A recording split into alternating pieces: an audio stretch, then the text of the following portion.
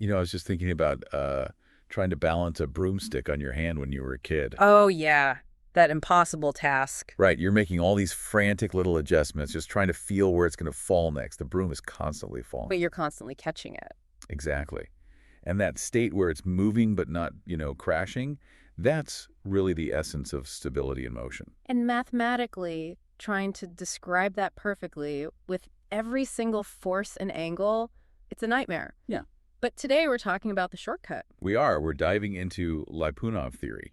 Hmm. And it might sound like some dense, abstract math, It can be. but it's actually the secret sauce behind modern control theory, robotics, even how the internet manages traffic. And it all goes back to one person, Alexander Lyapunov. He published this thesis, The General Problem of Stability of Motion, way back in 1892. Which is just incredible context, isn't it? He's working with pen and paper, and his ideas are now helping stabilize, like, autonomous drones.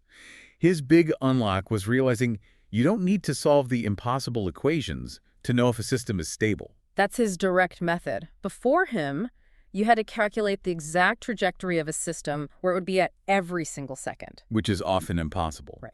Lyapunov said you just need to look at the system's energy. So you construct this thing called a Lyapunov function. Exactly. And it's basically a single number, a scalar, that represents the state of the whole system.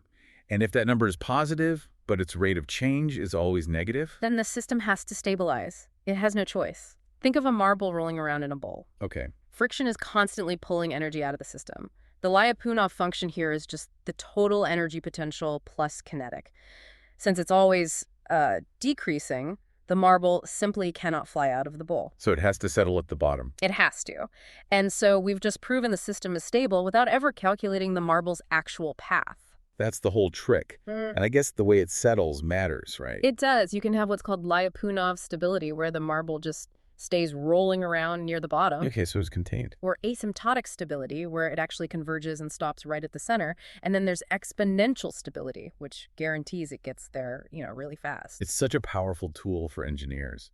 But, keeping a mechanical system stable is one thing. Keeping a business stable, that's a whole other challenge. Well, that's a very good point. If you're trying to integrate these kinds of complex autonomous systems into your business, you need the right partners. Which is a great time to mention our sponsor, Embersilk. Mm-hmm. They specialize in AI training, automation, and software development. So if you're trying to figure out where agents can make the biggest impact for you, or just want to stabilize your own development cycle, you should check them out. Find them at embersilk.com. So let's bridge that gap from 1892 to today. We don't just use this theory to analyze systems anymore. No, we use it to actively optimize them.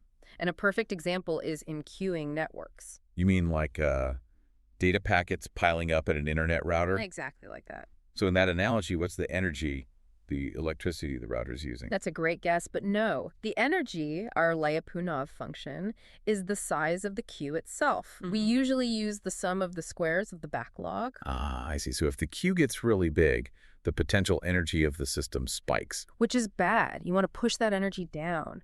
So we look at what's called the Lyapunov drift. Which is just the change in the queue size from one moment to the next. The expected change, yeah. If you can make decisions that minimize that drift, you're keeping the queue stable. But here's the conflict.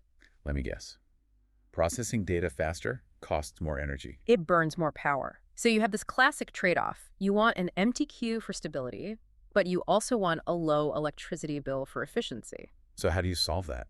With something called the drift plus penalty algorithm. You don't just minimize the drift.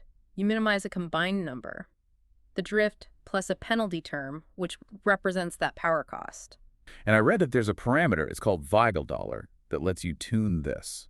That's it. V is basically a knob for your priorities. So if you turn V up, you're telling the system to care more about the penalty. You'll save power, but you'll have to tolerate a slightly longer average queue.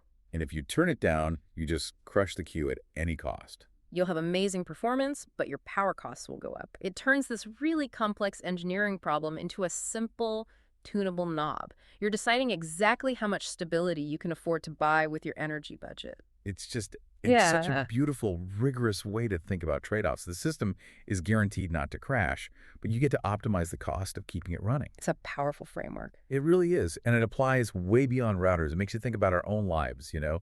We all have some kind of personal Lyapunov function we're trying to minimize. Maybe it's stress, or the number of unread emails in your inbox. Yeah, but there's always a penalty for clearing them, right? It costs us our free time, our sanity sometimes.